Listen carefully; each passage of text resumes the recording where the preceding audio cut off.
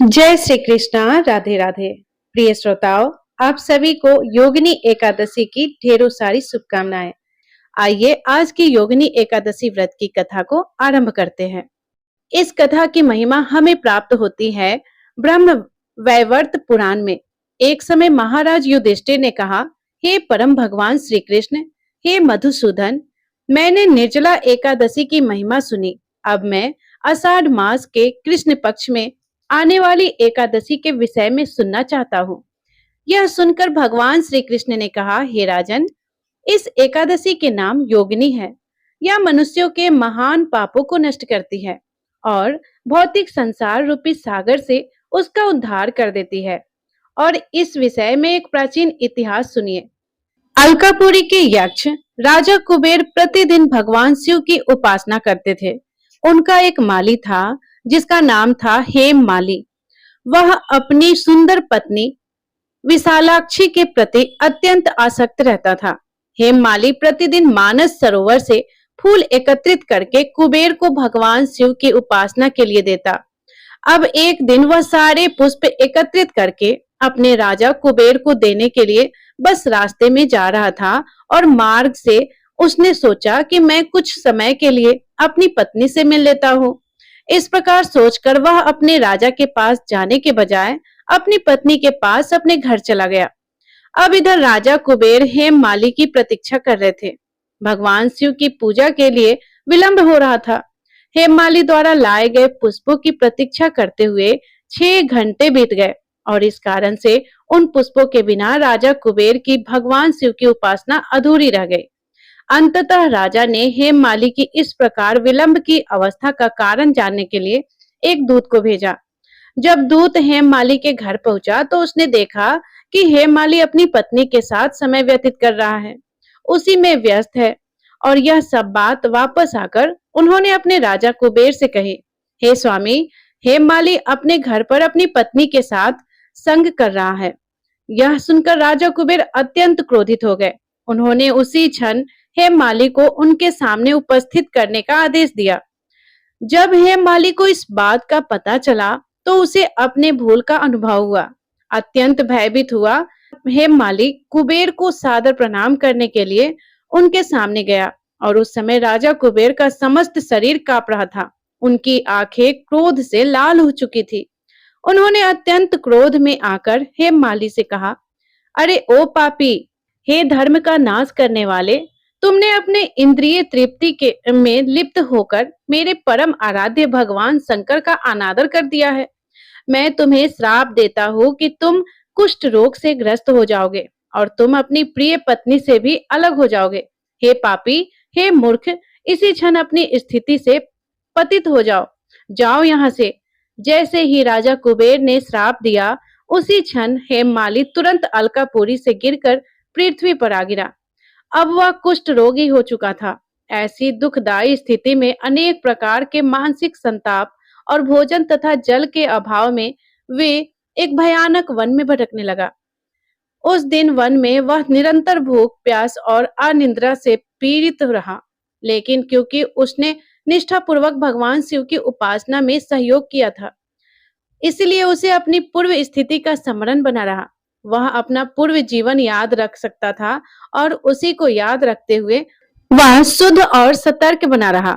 एक दिन वह सौभाग्यवश हिमालय पर्वत पर जा पहुंचा। इधर उधर भटकते हुए उस दिन वह मार्कंडेय ऋषि के आश्रम में जा पहुंचा, जिनकी जीवन अवधि 7 कल्प की है। हेममाली स्वयं को अत्यंत पतित अनुभव करता हुआ दूर ही खड़ा रहा और बारंबार उन्हें प्रणाम करने लगा।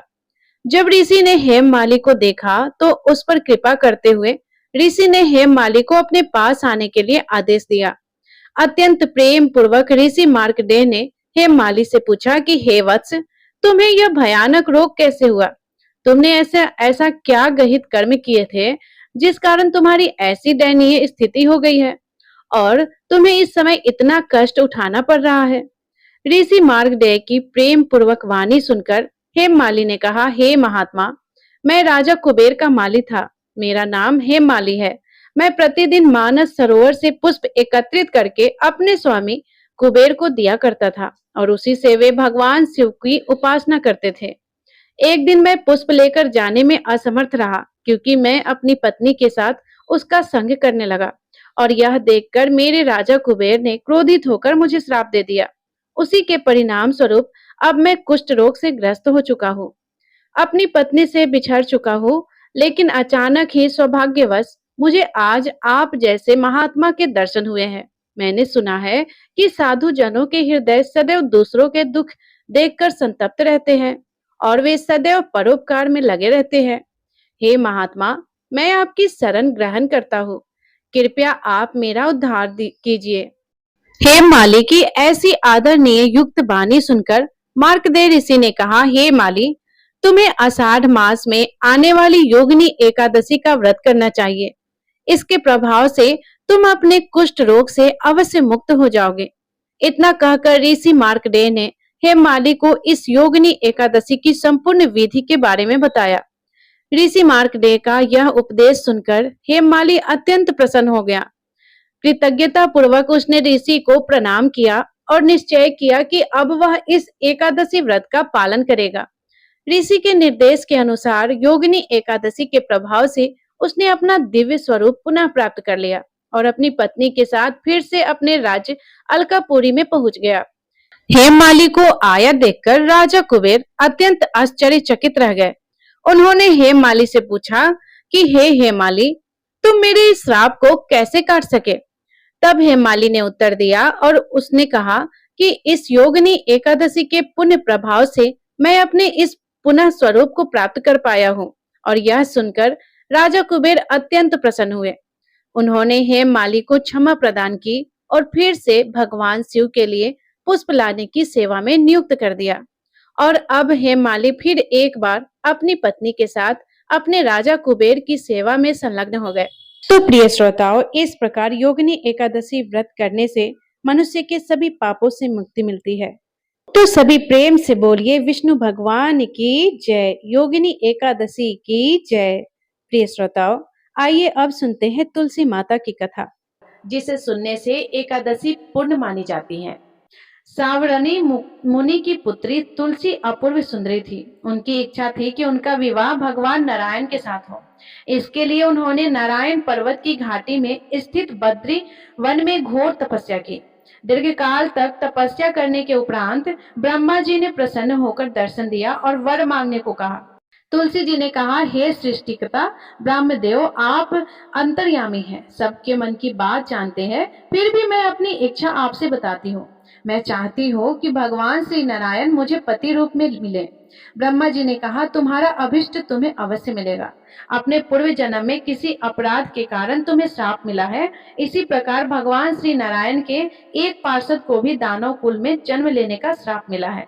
दानव कुल में जन्म लेने के बाद भी उसमें नारायण का अंश विद्यमान रहेगा। इसलिए इस जन्म में पूर्व जन्म के पाप के समन के लिए संपूर्ण नारायण तो नहीं मिलेंगे, लेकिन नारायण के अंश से युक्त दानव कुल जन्म उस शाप ग्रस्त पार्षद से तुम्हारा विवाह होगा। शाप मुक्त होने पर भगवान श्री नारायण सदा सर्वदा के लिए तुम्हारे पति हो जाएंगे। तुलसी ने ब्रह्मा के इस स्वर को स्वीकार किया, क्योंकि मानव कुल में जन्म होने के कारण उस मायावी भोग को तो भोगना ही था। तुलसी बद्री वन में ही रहने लगी। नारायण का वह पार्षद दानव कुल में जलंधर के नाम से पैदा हुआ। कुछ दिनों बाद वह भ्रमण करता हुआ बद्री वन में आया। यहाँ तुलसी को देखते ही वह उस पर मंत्रमुग्ध हो गया। तुलसी के सामने उसने अपने विवाह का प्रस्ताव रखा। इतने में ही महाब्रह्मा जी आ गए और तुलसी से कहा, तुलसी, जलंधर को देखो, कैसा देवो उसका स्वरूप है। दानव कुल में जन्म लेने के बाद भी लगता है जैसे इसके शरीर में नारायण का वास हो। तुम प्रस्ताव को सहज स्वीकार कर लो। तुलसी को भी लगा कि उसकी तपस्या पूर्ण हुई, उसे इच्छित फल मिला है। जलंधर के साथ उसका गंधर्व विवाह हो गया और वह जलंधर के साथ उसके महल में पत्नी बनकर आ गई। जलंधर ने अपनी परम सुंदरी सती साध्वी पत्नी तुलसी के साथ बहुत दिनों तक राज्य किया। उसने अपने राज्य का इतना विस्तार किया कि देवलोक तक उसके अधिकार में आ गए। स्वर्ग का सुख भोगने वाले देवताओं की दशा भिखारियों जैसी हो गई।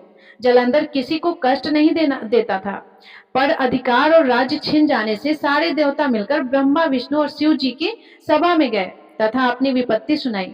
ब्रह्मा जी ने कहा, तुलसी परम साध्वी है, उसका विवाह जलंधर से मैंने ही करवाया था। जलंधर को तब तक नहीं हराया या मारा जा सकता है जब तक तुलसी से छल न किया जाए। भगवान श्री हरि विष्णु जी ने कहा, जलंधर पूर्व जन्म में मेरा पार्षद था, श्राप के कारण उसे दैत्य कुल में जन्म लेना पड़ा। इस जन्म में भी मेरा अंश उसमें व्याप्त है। साथ ही तुलसी के पतिव्रत धर्म से वह अजय है।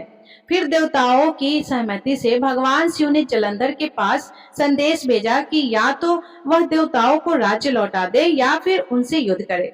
जलंधर भगवान शंकर के पास पहुंचा। उसने कहा, देवा अधिदेवा, आपके लिए देवताओं का पक्ष लेना उचित नहीं है।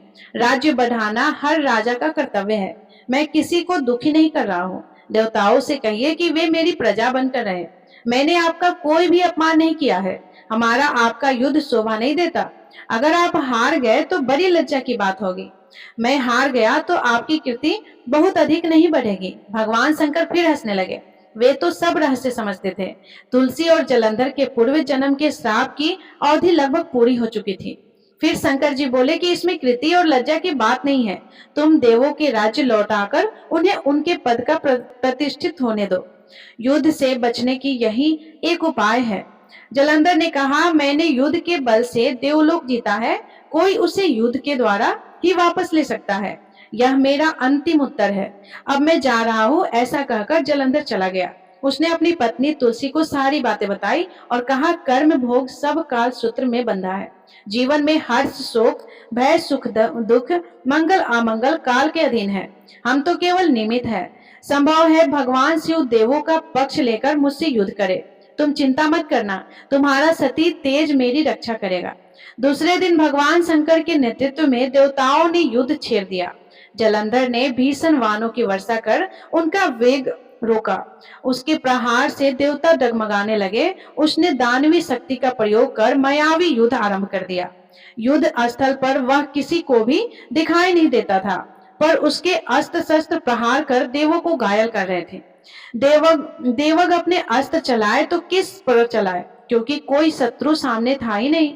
कई दिनों तक इस तरह भयंकर युद्ध चला और जलंधर पराजित नहीं हुआ। तब शिव जी ने विष्णु से कहा कि विष्णु, कुछ तो उपाय करो, अन्यथा मेरा तो सारा यश मिट्टी में मिल जाएगा। विष्णु जी ने सोचा कि बल से तो जलंधर को हराया नहीं जा सकता, इसलिए छल का सहारा लेना ही पड़ेगा। उसने तुरंत अपना स्वरूप जलंधर जैसा बनाया और अस्त्र शस्त्र से सुसज्जित हो तुलसी जी के पास पहुंच गए और बोले, प्रिय, मैं युद्ध जीत गया। सारे देवता भगवान शंकर समेत मुझसे हार गए। इस खुशी में आओ, मैं तुम्हें अपने अंग से लगा लूं।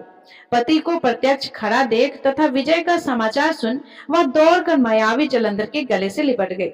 इस प्रकार पति पत्नी दोनों ने आलिंगन हो खूब खुशी मनाई। पर पुरुष के साथ इस प्रकार व्यवहार से उसका सती तेज नष्ट हो गया। उसका सती तेज जो जलंधर की कवच के रूप में रक्षा कर रहा था, वह कवच नष्ट हो गया। जलंधर शक्तिहीन हो गया। यह जानते ही भगवान शंकर ने उस पर अपने त्रिशूल से प्रहार किया। त्रिशूल के लगते ही जलंधर जलकर भस्म हो गया। जलंधर के मरने को जानकर भगवान विष्णु अपने असली रूप में आ गए। सामने अपने पति जलंधर के स्थान पर भगवान विष्णु को खड़ा देख तुलसी बहुत विस्मित हुई। उसको पता लग गया कि स्वयं नारायण ने उनके साथ छल किया है। क्रोध में आकर तुलसी जी ने श्राप दिया और भगवान विष्णु से कहने लगी, एक सती स्त्री का सतीत्व भंग करने के अपराध में तुम हृदयहीन पत्थर हो जाओ। विष्णु जी ने तुलसी जी के श्राप को सिरोधार्य कर कहा, हे देवी, तुम्हारे तथा जलंधर के कल्याण के लिए मुझे ऐसा करना पड़ा। तुम दोनों को श्राप मुक्त करना था। तुम भी अब अपना शरीर त्याग कर तुलसी विरवा के रूप में जन्म लोगे और मेरी पूजा तुलसी दल से होगी। मैं शालिग्राम पत्थर बनूंगा। मेरे शीश पर तुम आदर से विराजमान होगी। तुम्हारे पति की हड्डियों के चूर्ण से शंख की उत्पत्ति होगी। उस शंख ध्वनि से देवताओं तथा मेरी पूजा आराधना होगी। जहाँ शंख ध्वनि होगी वहाँ मंगल में मैं विराजमान रहूंगा। तुमने पूर्व जन्म में बद्री वन में मुझे पाने के लिए बड़ी तपस्या की थी। अब अगले जन्म में मैं नारायण के रूप में बद्रीनाथ वन में स्थापित होऊंगा और मेरी पूजा अर्चना फल फूल से ना होकर तुम्हारी तुलसी दल से होगा। मेरे शीश पर विराजमान होकर तुम मुझसे भी ऊंचा पद प्राप्त करोगे। बोलिए श्री लक्ष्मी नारायण भगवान की जय। एकादशी माता की जय। बोलिए श्री तुलसी जी शालिग्राम जी की जय। तो प्रिय श्रोताओं, ये थी योगिनी एकादशी व्रत की कथा और तुलसी माता की कथा। यदि ये कथा आपको पसंद आई हो तो वीडियो को लाइक करके चैनल को सब्सक्राइब जरूर कर लीजिएगा और कमेंट बॉक्स में जय मां तुलसी जय विष्णु भगवान अवश्य लिखिएगा। धन्यवाद। राधे राधे।